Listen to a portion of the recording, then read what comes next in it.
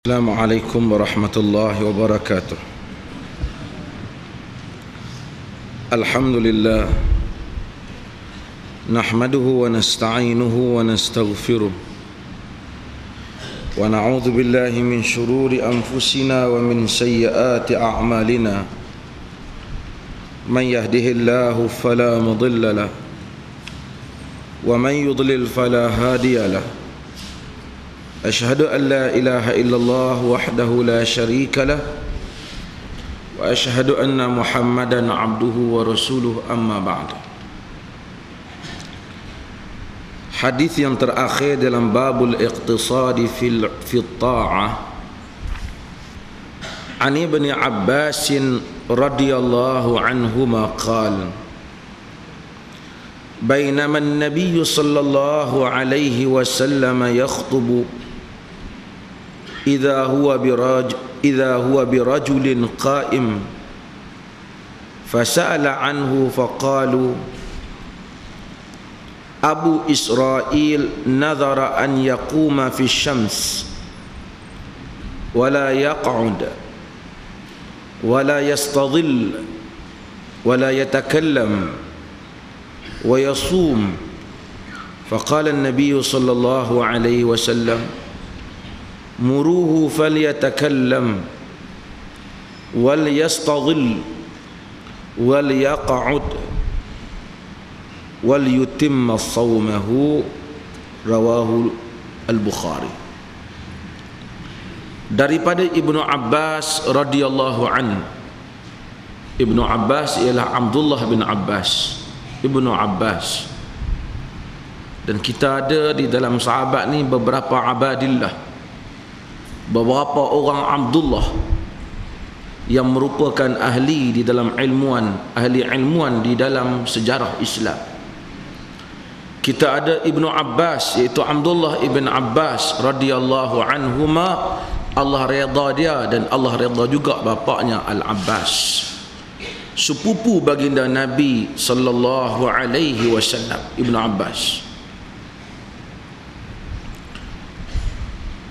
Rasulullah wafat, Ibnu Abbas masih kecil, sekitar 10 tahun atau 9 tahun umurnya.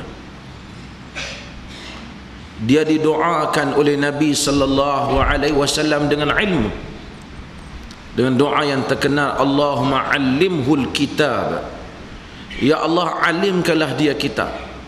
Allahumma faqihhu fid din wa 'allimhu ta'wil, ya Allah faqihkan dia agama dan alimkanlah dia dalam takwilan Al-Quran. Sehingga Ibnu Abbas apabila menterjemah, mentafsirkan Al-Quran, para tabi'in menyebut jika Rom dan Parsi mendengar tafsiran Al-Quran Ibnu Abbas, nescaya mereka masuk Islam. Dikenali dengan turjumal Quran. Ibnu Abbas terkenal dengan seorang yang cenderung kepada fiqh yang mudah, dan banyak fatwa-fatwa Ibnu Abbas ni ke arah fatwa fiqh yang mudah. Sahabat ni ada kecenderungan macam-macam. Ada yang agak fiqh dia susah, seperti Abdullah ibnu Umar. Banyak pandangan-pandangan dia ketat, sehingga diriwayatkan daripada dia bila berwudu sampai dalam kawasan mata pun dia basuh, dalam dia basuh. Ibnu Abbas tak. Ibnu Abbas fiqh dia banyak, bila tanya belah boleh dah. Cuma dalam fiqh ni zaman sekarang elok kita pakai fiqh Ibnu Abbas, kena bagi banyak belah boleh, jangan banyak belah tak boleh, kerana agama asalnya banyak belah boleh. Macam mana yang saya sebut pada tuan-tuan, kalau ambil sehelai kertas senaraikan perkara yang Tuhan haramkan, tak banyak. Tak dan 2 muka surat kita dah duk langut naik ke atas dah, apa dia lagi tu, tak banyak. Tapi kalau nak senaraikan perkara-perkara yang Allah halalkan, oh banyak. Wa khalaqa lakum ma fil ardi jami'a, Allah Ta'ala ciptakan semua di atas muka bumi ni untuk kamu. Banyak semua. Allah Ta'ala asbagha ni'amahu zahiratan wa batina. Dia limpahkan nikmatnya zahir dan batin kepada manusia ni. Banyak fiqh Ibn Abbas, fiqh. Kita ada Abdullah bin Mas'ud. Ni semua Abdullah ibn Abbas, Abdullah bin Mas'ud, Abdullah bin Umar. Semua Abdullah ni pakar-pakar belaka. Abdullah bin Amr bin As juga Abdullah. Dan sahabat ni beramailah anak mereka nama Abdullah kerana disukai nama Abdullah dan Abdul Rahman di dalam hadis. Abdullah dan Abdul Rahman disukai nama ini dalam hadis Nabi.